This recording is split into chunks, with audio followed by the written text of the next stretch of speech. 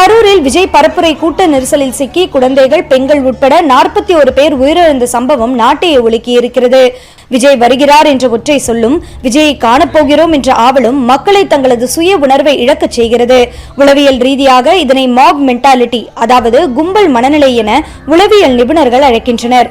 கும்பல் மனநிலை மக்களை எவ்வாறு பாதிக்கிறது? மாப் மென்டாலிட்டி அப்படிங்கிறது என்னன்னா, it's a group of people all together with a common goal. நான் பார்க்கணும் அவரை, இதுதான் மிகப்பெரிய தாட்டா இருக்கு. அவரை நான் பார்க்கணும், இல்ல அவரோட ஸ்பீச்சை நான் கேட்கணும், இல்ல அங்க போய் நான் இருக்கணும். இந்த ஒரு தாட் அதிகமா வரக்குள்ள சோசியல் கன்ஃபார்மிட்டி அதிகமாயிடுது. எல்லாருமா சேர்ந்து இதை பண்ணலாம் அப்படிங்கிற தேவைகள் அதிகமாயிடுது. அவங்களோட இண்டிவிஜுவலேஷன் சுத்தமா அவங்களுக்கு குறைஞ்சிருது. இப்ப நான் நினைக்கிற விஷயத்த என்னால அங்க பகிர முடியாம எல்லாரும் ஒரு விஷயத்த நோக்குறாங்க, எல்லாரும் அது கரெக்டா தான் இருக்கும், நம்ம அதை நோக்கியே போவோம் அப்படிங்கிற நம்பிக்கையோட போறதுதான் இந்த மாப் மென்டாலிட்டி.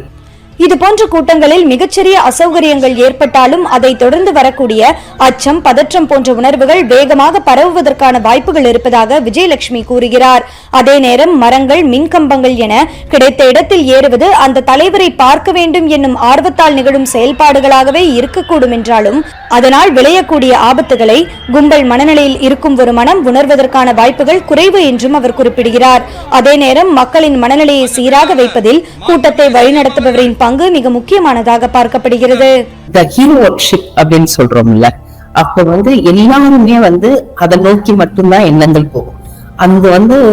அவங்க ஃப்ரேம் பண்ற சின்ன சின்ன விஷயங்களும் சரி, அவங்க கம்யூனிகேட் பண்ணக்கூடிய எல்லா விஷயங்களுமே ஆடியன்ஸ போய் அது ரொம்ப சீக்கிரமா அஃபெக்ட் பண்ணும். It's not only this or XY Z, whoever it may be, whatever the person is conveying, that will have strong consequences towards the audience.